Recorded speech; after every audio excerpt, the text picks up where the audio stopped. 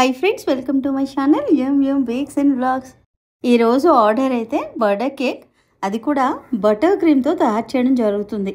Base అయితే eggless base.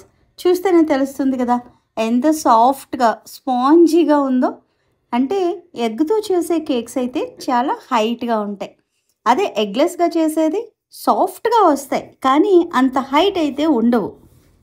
మీకు already నేను ఒక వీడియోలో చెప్పున్నాను బటర్ క్రీమ్ కేక్స్కి ఎక్కడ సోక్ చేయక్కర్లేదు అని చెప్పి. సేమ్ ఎగ్జాక్ట్గానే నేను ఇక్కడ ఫాలో అవుతున్నాను. నేను ఎటువంటి సోకింగ్ చేయలేదు, తర్వాత దాని మధ్యలో ఎటువంటి ఫిల్లింగ్ కూడా పెట్టట్లేదు. ఓన్లీ బటర్ క్రీమ్ మాత్రమే అప్లై చేస్తున్నాను. నెక్స్ట్ సెకండ్ లేయర్ కూడా పెట్టేసుకున్నాను, దాని మీద కూడా క్రీమ్ అప్లై చేసేసుకున్నాను. తర్వాత ఫైనల్గా థర్డ్ లేయర్ కూడా పెట్టుకొని మొత్తం ఫినిషింగ్ అయితే ఈ విధంగా ఇచ్చేసాను. దీనినే క్రమ్ కోట్ అంటారు. ఇలా చేసిన తర్వాత ఒక 5 నిమిషాలకి ఫ్రిడ్జ్లో పెట్టండి. ఆ తర్వాత మీరు ఏ కలర్ అయితే కావాలి అనుకుంటున్నారో ఆ కలర్ని క్రీమ్లో కలుపుకొని చక్కగా మిక్స్ చేయండి. మీకు ఈ బ్యూటిఫుల్ కలర్స్ అయితే వస్తాయి. అంటే మీరు ముందే ఫిక్స్ అవ్వండి ఏ కలర్ మనకు కేక్ కావాలి అని చెప్పి. వాళ్ళు ఇస్తే ఓకే, ఇవ్వకపోతే మీరే చూస్ చేసుకోవాల్సి వస్తుంది. నేను ఇలా పింక్ కలర్ చేసి తర్వాత ఇంకొక డ్రాప్ ఎక్స్ట్రా వేస్తే కొద్దిగా డార్క్ కలర్ వస్తుంది. సో దాన్ని కూడా అప్లై చేస్తే ఇంకా మంచిగా బ్యూటిఫుల్ కలర్ అయితే మనకి ఇలా కనబడుతుంది అనమాట.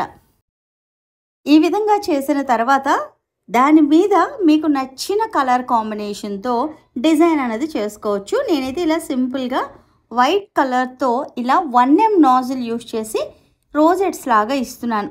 దానిపైన ఏ కలర్ అయితే మనం కేక్కి అప్లై చేసామో దాంతో ఇంకా చిన్న చిన్న ఫ్లేవర్స్ అనేవి పైన నేను పెట్టడం జరిగింది. బటర్ క్రీమ్ కేక్స్ మెల్ట్ అవుతాయా లేదా అని చెప్పి చాలామంది అడుగుతున్నారు. అవుతుందండి, కంపల్సరీగా అవుతాయి. వీటిని ఫ్రిడ్జ్లోనే పెట్టుకోవాలి. ఎప్పుడైనా బటర్ క్రీమ్ కేక్ మెల్ట్ అవ్వట్లేదు అంటే అది డాల్డాతో చేశారని అర్థం. అదొక్కటే మీరు తెలుసుకోవాల్సింది.